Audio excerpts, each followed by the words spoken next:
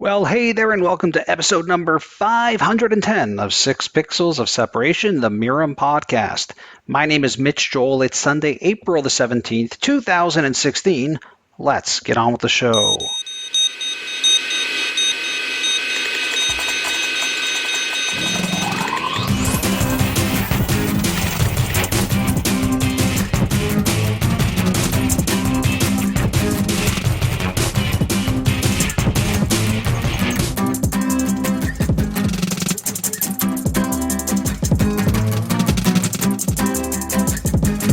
So who are you and what do you do?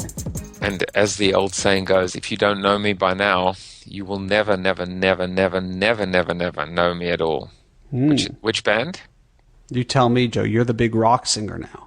I don't know if this is rock, but that would have to be Simply Red and Mick Hucknall. You're taking me back to the 80s.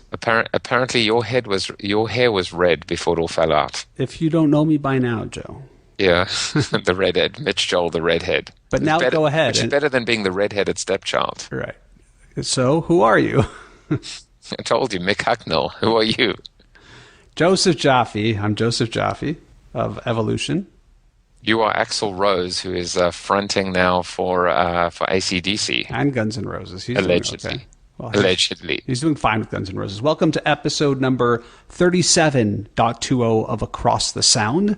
Joseph, how are you today? I am great. My voice is a little hoarse because of my, new passion, which is singing in a band. But other than that, it isn't freezing cold outside. So by definition, it is fantastic, and I'm fantastic. How about you? I'm good. We almost have spring, so that's a great place to be. Almost. And I thought what we should do is jump right into the crazy world of content. You and I had a conversation not that long ago about, I don't want to call it slacktivism, but about this sort of pressure to change your Facebook profile. And of course, it's a pressure to change it for a good cause. We could be talking about things like gender awareness or fairness for the LGBT community to have equal rights. It could be Je suis Charlie. It could be Paris, Brussels, Lahore.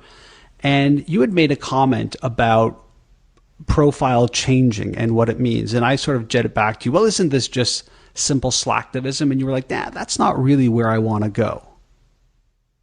Yeah, so what was interesting is that I actually ended up in a little kind of flame exchange with a real friend on Facebook, or a real friend who happens to be on Facebook, and then a Facebook friend who's not a real friend, if you know what I mean. And they were both attacking me, and they were attacking me for changing my profile pic to initially to kind of demonstrate some solidarity with what had happened in Brussels.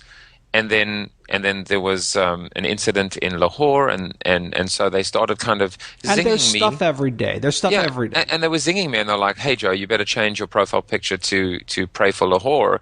And then they kept on going until it wasn't kind of funny anymore. And the argument they were making was, you're doing nothing and achieving nothing by changing your profile pic. And of course, I said, well, what are you doing about it? And they said, well, we're voting for change in November, which is the most ridiculous statement ever. But the point was, I disagreed then, and I still disagree now, that changing a profile pic to support any cause whatsoever or for any reason is slacktivism, in the sense, because I think what they didn't realize and what they don't realize is that, ultimately, by millions of people doing the same, or tens of thousands or hundreds of thousands, that collective consciousness, that connected collective consciousness rises. And of course, anything that you do on your feed and anything that you share and any form of engagement on your feed, by definition, is therefore shared with your friends and with your network and with your secondary and extended network as well. And so by at least priming that awareness, how can that be a bad thing? And so that was the genesis of our argument, in a sense. And then what I realized, and I'll kind of lob it back to you, is that it maybe was less about Joseph woke up in the morning and said, how can I make a difference and how can I demonstrate? And of course, the counter argument, I should say, before we go down a different path, is the fact that the slacktivism component, it's not even the passivity of it, if that's a word. It's the fact that the backlash is against it being not real, not authentic, fake in a sense, which is the projection of a persona or the projection of an image that might not be indicative of how that person truly feels or who they are, but they're basically, kind of jumping on the bandwagon to say outrage, kind of I'm standing up, etc.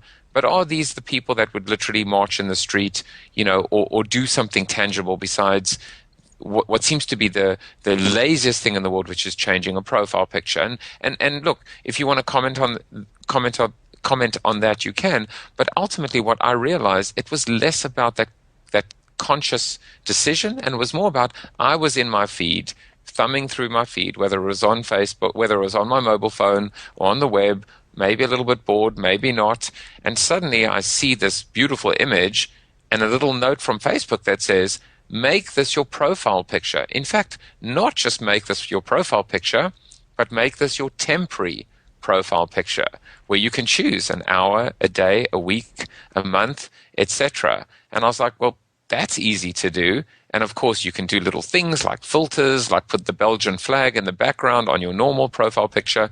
And so even because of the temporal aspect of it, the fact that it wasn't a permanent commitment, it was as easy as a click of a button. Now, does that qualify as slacktivism?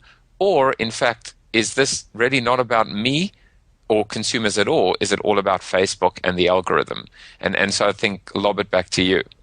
Well, I want to traipse back to Facebook and the algorithm in 1 second. I also think part of the reason there's a cynicism towards the changing of the profile pictures is that, as North Americans, there's a bit of that sort of white privilege thing going on where there's a lot of things happening in other parts of the world. There'll be a disaster the next day in some random third world where hundreds of people die and nobody's changing their profile pic. And it's sort of like the whole pick and choose component of it that I think has the more cynical people jumping on it. The stuff that doesn't cream to the top of the CNN feed doesn't tend to get attention. So I think there is that slight aspect as well where we're pick and choosing which disasters we want to do. And obviously there's this strange reaction online of stop all social media tweeting and all the stuff you've been buffering and holding to automate because you don't want to be seen as promoting in this time of crisis. And again,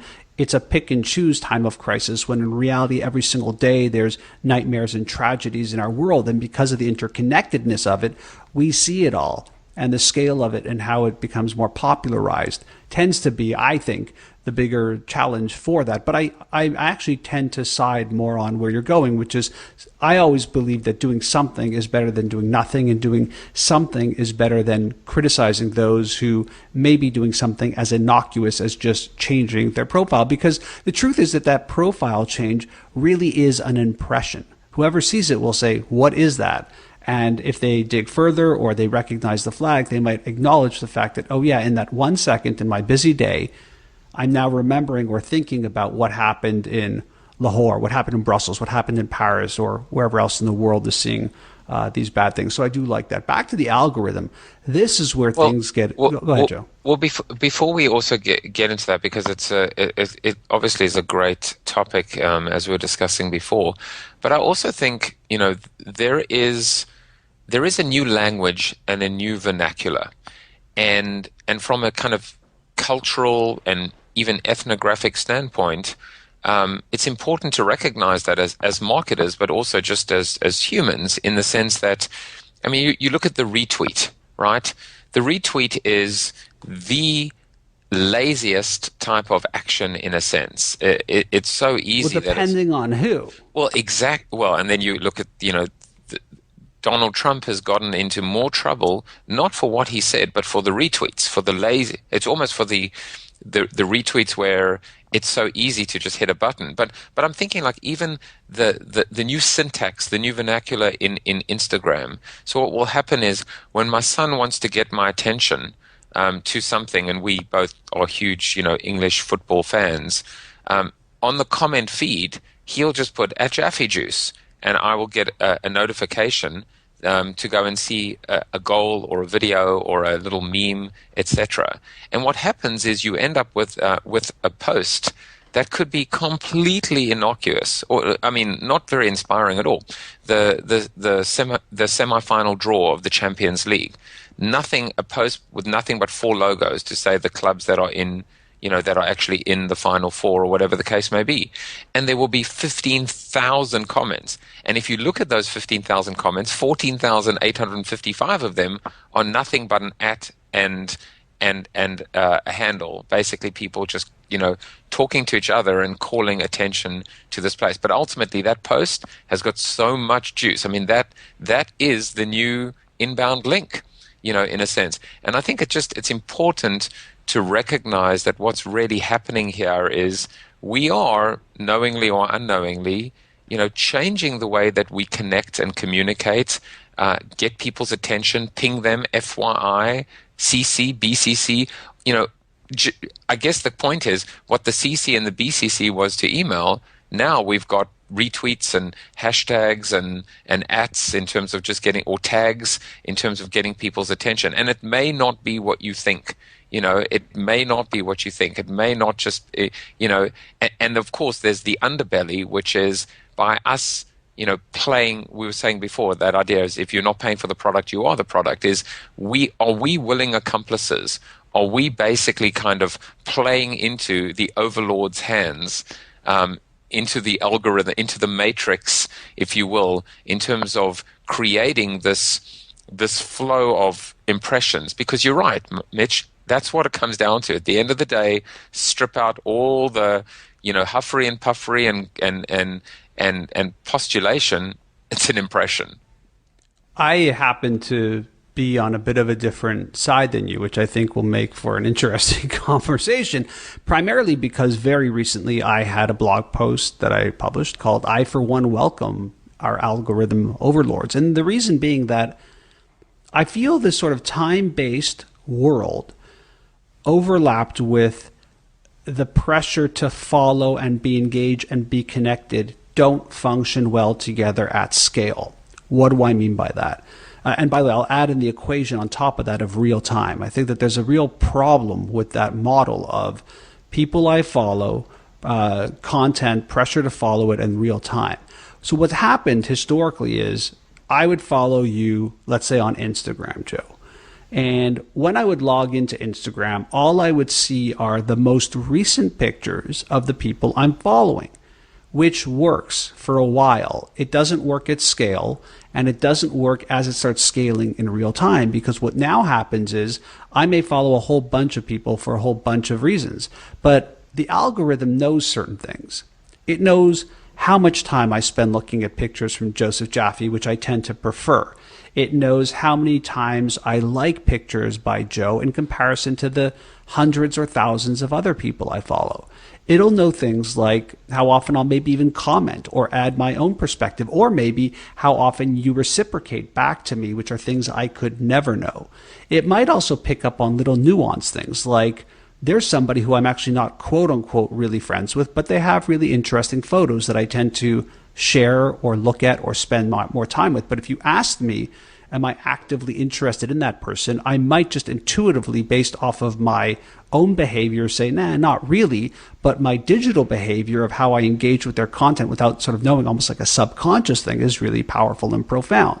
Now, suddenly, if you have a platform like Instagram or Facebook, and everyone knows that Instagram is owned by Facebook, if it's able to accurately figure out those things I'm more interested in, I walk away from Instagram. I'm traveling, whatever, I lose interest, I've got some work to do. And then suddenly when I pop back in, maybe Joe hasn't posted in a day or two, and all I'm seeing are a bunch of images that are okay, but I'm not all that engaged with. If the algorithm works, and I think to date Facebook has proven that their algorithm is quite powerful, I will see your picture right at the top again, even though you hadn't posted it it's been 2 or 3 days or however long it might be. I feel that people protested in depth when Facebook changed to the news feed and the algorithm. People went crazy, and clearly people were wrong. We see now how powerful that news feed is and what it means.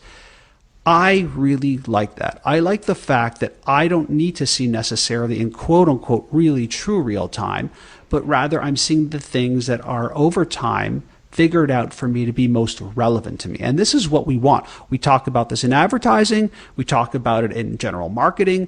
We want, and consumers want, things that are more personalized and more relevant to them. And if the algorithms can help us figure that out better than any of us could, and I do believe that a lot of them are getting there, I, for one, really very much welcome that algorithm overlord. And I think it is the future. And I don't think it's the future just because of words like big data or machine learning or all the sort of buzzwords, artificial intelligence that we have out there, but rather because in a world full of tons and tons of stuff, if this computer can figure out the stuff I spend more time with and connect me better to the people I tend to want to be connected to the most, I would much rather have that sort the wheat from the chaff than for me to turn it on and turn on Facebook and go, The output of that, of course, from the business side is, there's a lot of sides to this. One is that clearly they're learning more about me and can put offerings in front of me that are more relevant. Two, the business can make a lot more money, meaning Facebook, because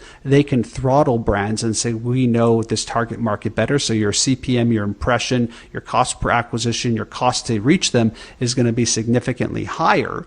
And it just, I believe, will create a bunch more quote unquote digital products for these platforms to sell to brands because they understand the consumer better. So go ahead.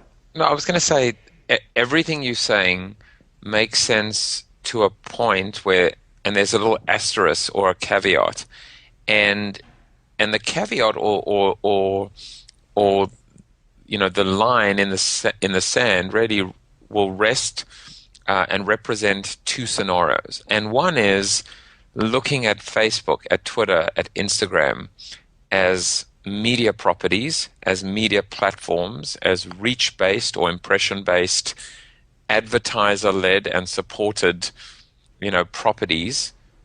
What was once NBC, ABC, and CBS became MSN, AOL, and Yahoo, became MySpace, became Facebook, and we know, and essentially the next big two or big three or big four, or are truly consumer-led, human to human, as kind of Cisco calls it now, which I love, or is it Oracle, whichever, or Salesforce, or Salesforce. But this idea of truly being connecting people and human beings, and less about monetizing their impressions or their engagement or their time.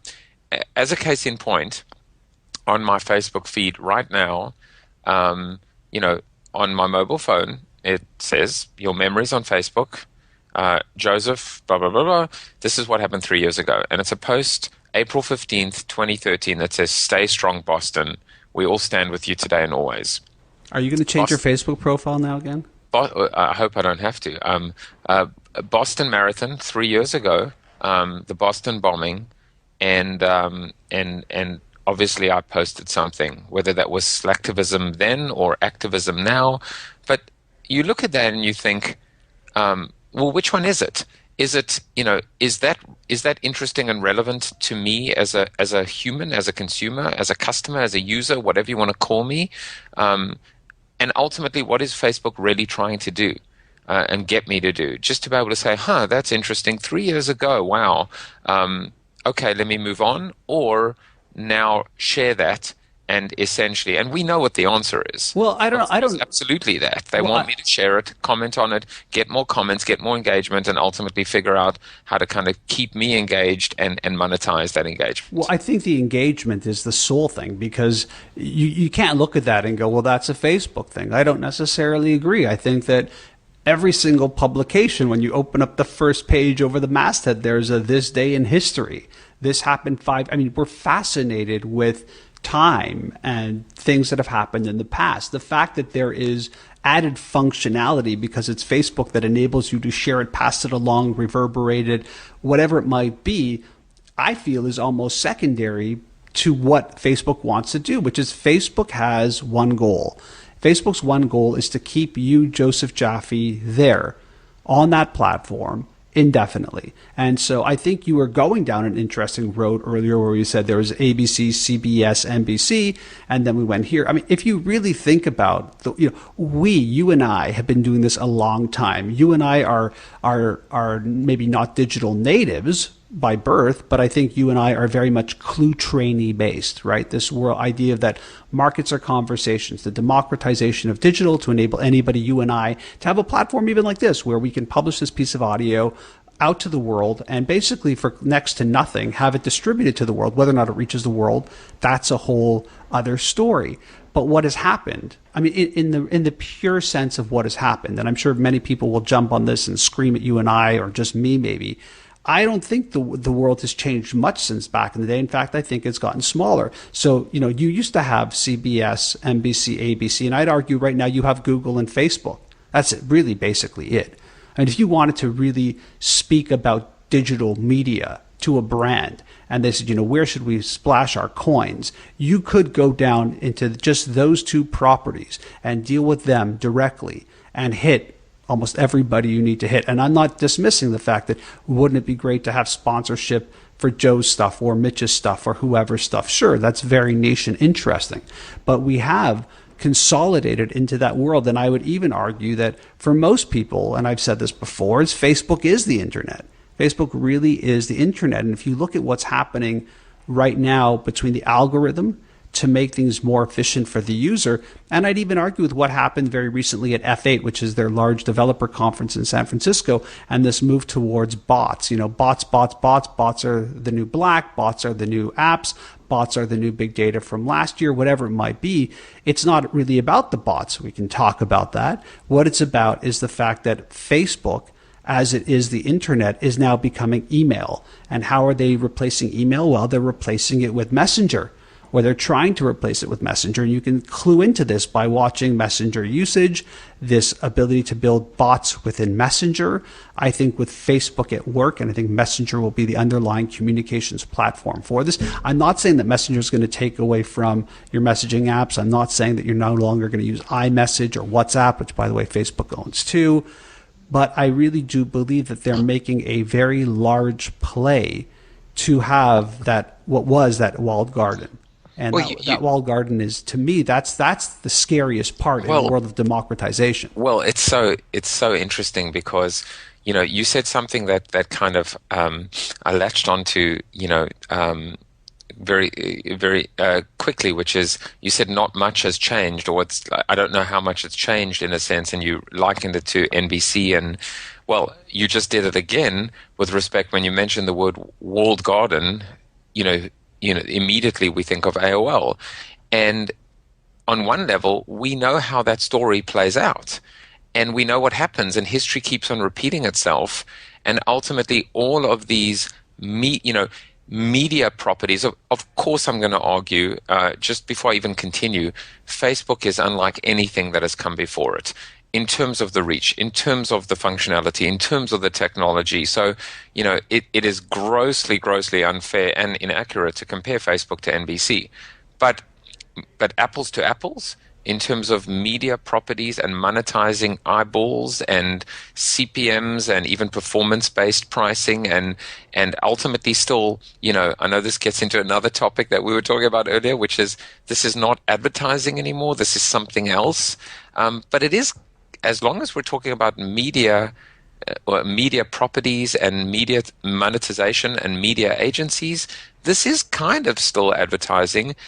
And the fear, or at least the concern, is that ultimately, the public company has to continue to appease and please its shareholders and continue to grow. And ultimately, the only way they can grow is through acquisition. And ultimately, the only way they can keep on growing is figure out new ways, to monetize these eyeballs. And you know what? Consumers are also like broken records. They kind of get bored and irritated after a while.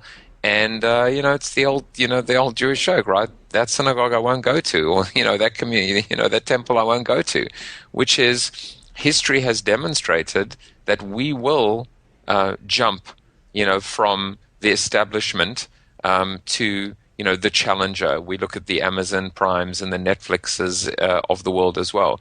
Why on earth would the same thing not happen to the Instagrams and the Facebooks, and arguably it's already happening to the Twitters, when, when that point, when that invisible line is reached or breached, and it doesn't become a cool place or a natural place or an organic place or an authentic place anymore for us to, just connect with other human beings. And of course, I'm being somewhat naive, intentionally, but I'm saying, if in fact nothing has changed, then are we not dooming ourselves to the same outcome as predictable traditional advertisers? But Joe, people say that they're extremely frustrated by this. They don't want the algorithm to dictate their feed. They don't want the feed. They want to be able to go on Facebook and see that, oh, Joseph Jaffe updated his profile. I'm going to go over to his profile page, which is what the world of Facebook looked like not that long ago, prior to the newsfeed. And yet the newsfeed comes in and there's massive adoption. I think the same thing is happening here, where people say that they don't like this. And some do. I don't know if everybody does, but in general, the usage proves otherwise. And this is one of those, are you saying something but doing the opposite? And I'm really curious to see how this bot thing plays out, because people are like, well, that's creepy. I don't need a bot, which is essentially a robot, an automated program within my messenger app telling me things or giving things to me. And on the other side, I'm like, I don't know. Like, one of the big launches that happened prior to the F8, and now there's been many launches of these bots. And by the way, if you don't know how to find the bots, go into your Facebook Messenger, on search, just type in, Uber, or type in KLM, or type in whatever airline you want, and you'll start seeing who has these bots in there. But the idea is obviously that it feels like a personalized messenger. So KLM, if you fly them and you add them as a contact in your messenger, suddenly, all of a sudden, hey, you have a flight today, Mitch. Here's your boarding pass. Hey, I noticed you're in seat 5B. Normally you like to be in 2 or 1. I can switch you to 2A. Would you like that? All of that sort of automation back and forth, which again, to me being a tech nerd and a marketing guy, is super interesting. And I'm like, bring it. Like, I want more of that. I want all of that. That sounds exactly like the stuff I want. People are like, this is really creepy. And I don't know if I want to have this type of back and forth with a bot. But imagine in Messenger, hey, Uber, come get me. It knows where you are. The car is there. You don't have to go into the app, turn on the app. All of those things are sort of built in, and it can add value to it by maybe asking you specific questions or informing you of information that technically the app can't. And so again, we have a world where people are like, hey, I really want to rage against this machine. But the other side is, when it comes to real, Facebook's time and usage is not going anywhere. There was this big sentiment a long while back, and it sort of reverberates today. And I hear it when I do presentations that, like, hey, young people are no longer on Facebook. Not the case. You can look at any chart about the digital world, and you have everybody in the sort of middle to lower left quadrant, and anything related to users, time spent, usage, Facebook is not only top right, it's top right and alone. There's nobody even up there with them. So I struggle with this, because I think it's a valid conversation. You and I have to bring these ideas forward. It is part of who we are and what we do as we try and sort through this. Well, I want to come back to the idea of young people in a second, but because I think it's directly relevant to this conversation about algorithms. But talking about bots, I mean, Siri is a bot to a degree, in a sense, and the fact that now you can just say, "Hey Siri," just like your Xbox, you can just voice like your activate Amazon Echo. Hey Alexa. Yeah, exactly, and I think that there's also the gamification of Siri, where you basically say certain things. What is 0 divided by 0 is a great one. The kids love it all the time, just getting Siri to say certain things back and having all these little Easter eggs, in a sense. But I wonder whether, on one level, on a superficial level, it's nothing but, a gimmick. It's gamification. How is it a gimmick? Why would you say that? I'm saying I wonder whether it's just, the gimmick of saying, "Hey Siri, what's the weather going to be like tomorrow?" My point is, have you seen that? By the way, have you just seen the recent functionality of that Hey Siri thing, which is now, when my phone is sitting in my pocket and it's off, I've programmed it that I could just say, "Hey Siri, what's the weather in Montreal?" And without it being on, it's initiating it now. And you're like, is that a parlor trick? I don't know. Like, it's increased my usage a billion %. that's what I was alluding to, which is, the Hey Siri, that it's hands-free, in a when the sense. And device is off. That's the crazy thing. and there's also a functionality. There's also actually a functional benefit in terms of anything that is ultimately hands-free. It's the same thing that Apple has been able to do that Google wasn't with respect to Glass.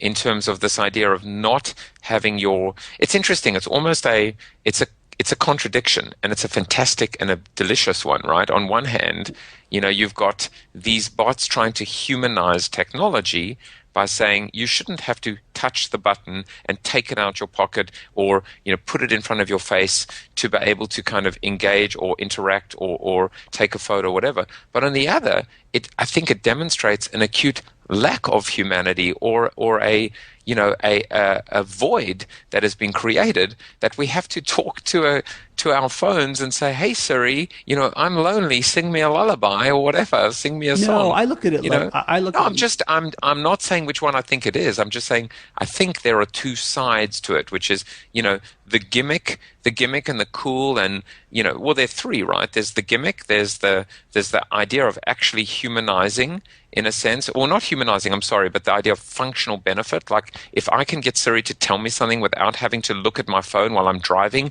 that is a huge benefit. And then there's this lack of humanity and this void, this loneliness that's happening. And by the way, Mitch, and there are enough studies out there that are demonstrating that actually social media has become kind of anti-social media. No, for sure. And it's becoming highly personalized. And I always say that, the real edge of social media today is how personal and one-to-one social media is becoming, because again, of messenger bots. It's not like you're now going to complain on Twitter or Facebook, and that's the advantage, by the way, that Facebook is going to push to brands in terms of why to do bots. It's going to happen privately within Messenger, and suddenly the feet of the fire of these brands aren't going to be accountable in the public realm, Well, because it's going to happen privately. But the other thing that I was going to say, to actually go counter to what you're saying, is, while you might think it espouses that level of loneliness or isolation, which I don't disagree, it's there. I think the bigger thing is more about evolution. I think Facebook has made a huge bet on Oculus and virtual reality and augmented reality, which we won't get into today because that's a monster topic all in of itself. But what they really need to do is figure out the navigation and usability. And I believe that the navigation and usability of that is going to happen by voice. And all of the things we're seeing today, from the Hey Siri to Amazon Echo to even bots, because the bots, you can obviously just use the mic part, you don't have to type in what you want, is about getting us away from fingers as navigation to voice as navigation. To me, that intuitively is much more natural and organic. I think we got used to using things like a mouse and a keypad and touching, but that's actually not the intuitive way we interact with one another, and it probably shouldn't be the intuitive way that we interact with technology if we're trying to make the technology get closer and closer to human interaction. So I'm actually really big on voice as the navigation. I think people who have Amazon Echo would be the first ones to be like banging their fists against the desk now, going, yes, that's so true.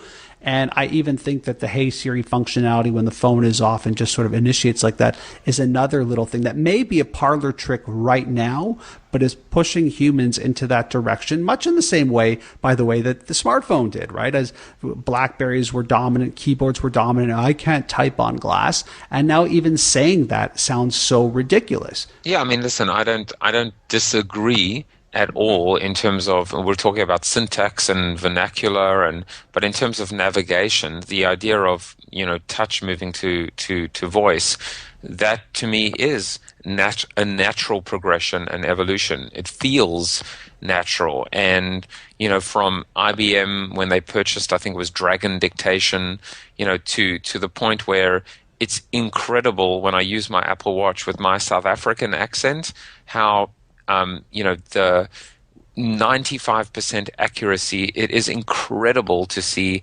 how efficient that whole process has become, where I can be, in walking in the street and quickly dictate a response to a text message and not even have to take my phone out. So totally agree with that.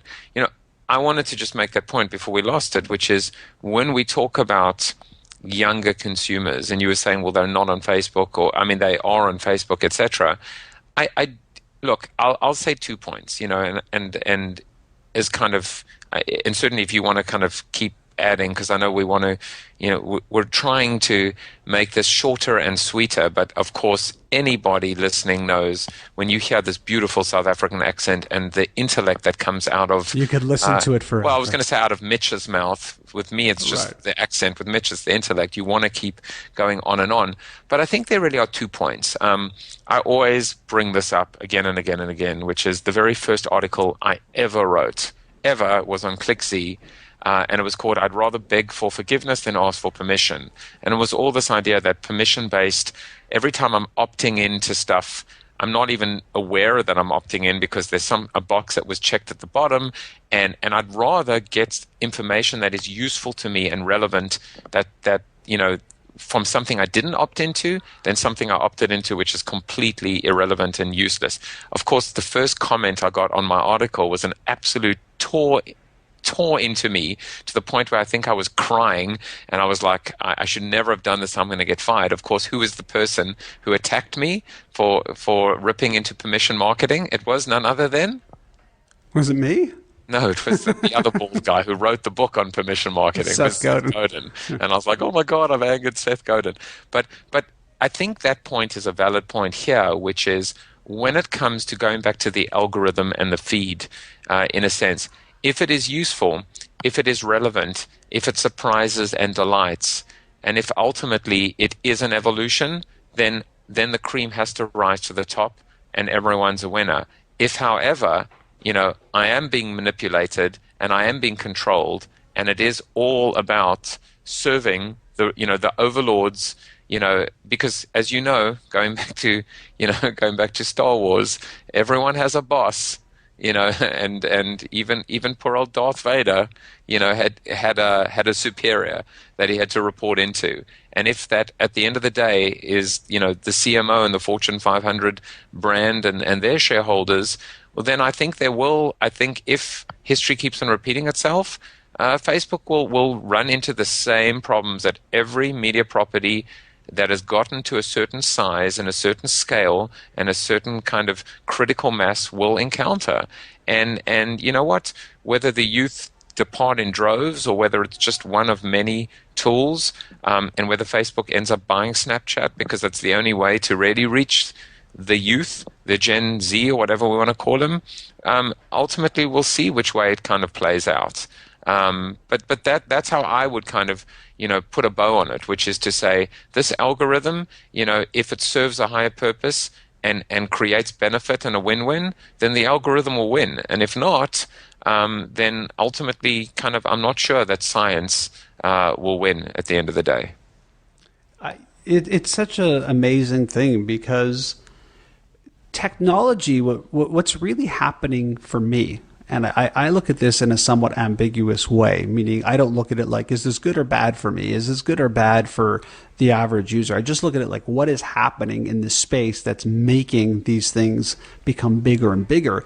And to me, what's happening at the voice level, at least to get back to that idea, is that technology is just becoming very conversational. And I think that if it can get to the point where it is, you're speaking and that's the way we communicate, and that the sort of typing thing is going away, it's heart-wrenching for me because I'm a writer, and I think that how I write is not the same as how I speak. I don't know if you've ever used software where you speak into it and it transcribes it to text. You're like, oh, this would be great for writing a book or writing a blog post. And I look at this stuff and I'm like, it's terrible. I think the way I write with my fingers and my brain is very different than how I speak. That's why I do a podcast and not just keep blogging. Like, they're both just very different forms of communication. But technology is very much becoming more conversational because of this technology. And I think young people, to loop that segment in, want that. They like that sort of just quickly sending off the message really quickly and having those sort of Snapchatty type of text messaging type of content flowing through the system in a more constant and consistent basis versus other formats. And I'm totally generalizing. But the other part that I want to talk about before we wrap up is tied into this algorithm. And it's tied into these larger platforms making decisions about what type of content we want and what type of content we get. Another component that has been coming out in the past few weeks as a build-up to this F8 Facebook Developer Conference in San Francisco has been Facebook's massive push towards live video, which we're seeing everybody experiment now with, as well as 360-degree video. So 360-degree video makes total sense to me. I think it's the gateway drug to Oculus Rift and virtual reality, and because Facebook owns Oculus, the only way they're going to get people interested in a more immersive experience is to show them videos that have that sort of 360-degree feel. And hopefully people will be like, oh, I'm tired of the traditional screen on this. How do I open it up? Well, you put on the goggles and off you go into the other world. But there is something that we do know. What we do know is that Facebook is prioritizing things like 360-degree video and live video in the feed. What does that mean? Well, for anybody who's been in marketing longer than 4 or 5 years, the only form of organic reach that you may have left in this day and age might be Facebook live video and 360-degree video. So really what's happening is if you create a Facebook Live or if you create a 360-degree video, Facebook will prioritize that content in the feed. Why? Because one is they know people are engaged with it more and more, no doubt about it, but also because it's in their inherent business interest to do that. I find this fascinating beyond words in the sense of you and I marketers have to go to our clients now and say, hey, what is your live and streaming brand? What is your 360-degree onwards to virtual or augmented reality? What is your strategy? Because if you actually want to reach an audience and you're shooting video, let's say right now, why wouldn't you do it in 360? Because it's probably, it's actually not a nominal cost. It's actually a significant cost on the editing side and post-production side, but still, what an opportunity, what a land grab there is, because as you do this, you'll also gain hopefully more and more likes, more and more followers, more and more shares, more and more comments, which is a bit of that sort of impression-based game. So this to me is the other fascinating aspect of it. I don't know how you feel about it, Joe, but I find this amazing that the algorithm is suddenly going to work in brands' favor if brands have the courage to experiment and try these new forms of video. I mean, look, there are two key points. One is I can't help every time someone says Facebook Live video, I can't help but think about the artist formerly known as Periscope, which was the artist formerly known as Meerkat.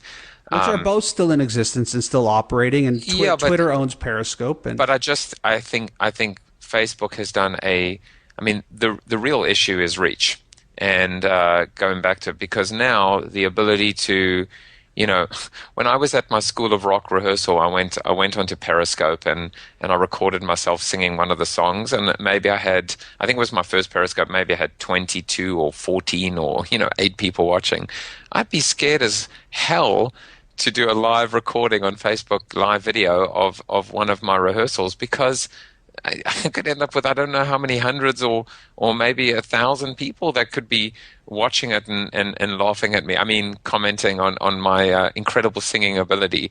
And so that natural I think it's more just about, that natural integration now, it just makes so much sense for so many reasons.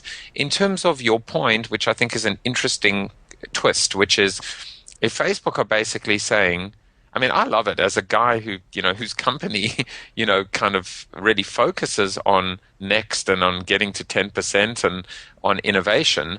I love the ability to reward marketers for experimenting with emerging emerging technology and early stage startups, especially in an environment like Facebook, to reward them with a little bit more of an opportunity to be seen and heard, and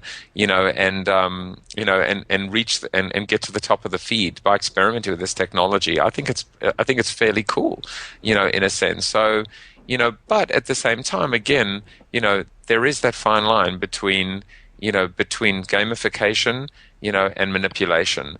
But yeah, I mean, live video and 360, it's cool stuff. As a consumer, I think it's fantastic as well. What I don't think is fantastic, by the way, is the fact that I think between my son and my daughter, I think they burned through 40 gigs of data last month. Wait till you see the bill on that, yeah.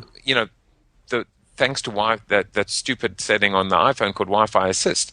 But by the way, what was interesting is when I went back and looked at their data consumption, I mean, besides, it's not even close to being Facebook. It's of course what you would think, right?